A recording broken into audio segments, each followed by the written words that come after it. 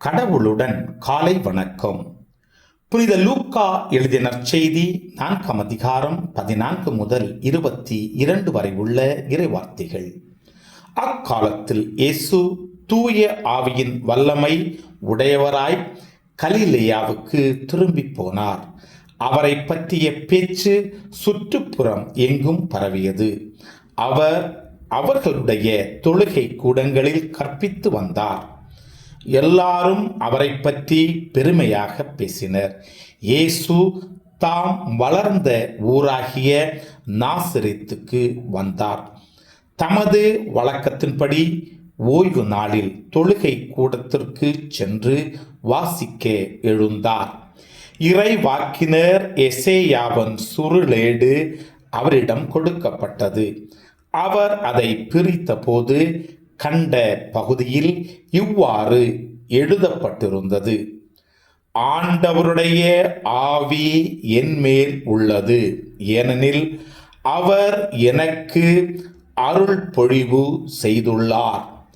ஏழைகளுக்கு நற்செய்தியை அறிவிக்கவும், சிறைப்பட்டோர் விடுதலை அடைவர், பார்வையற்றோர் பார்வை பெறுவர் என முழக்கமிடவும், ஒடுக்கப்பட்டோரை விடுதலை செய்து அனுப்பவும் ஆண்டவர் அருள் தரும் ஆண்டினை முழக்கமிட்டு அறிவிக்கவும் அவர் என்னை அனுப்பியுள்ளார்.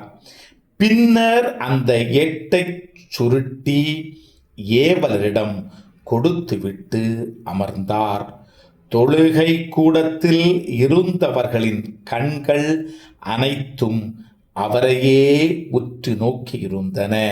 அப்பொழுது அவர் அவர்களை நோக்கி, நீங்கள் கேட்ட இந்த மறைநூல் வாக்கு இன்று நிறைவேறிற்று என்றார்.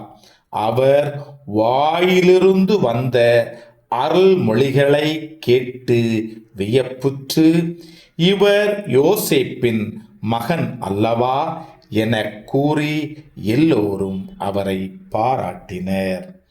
கிறிஸ்துவின் நற்செய்தி. இந்த நாள் இனிய நாளாக அமைய வாழ்த்துக்கள்.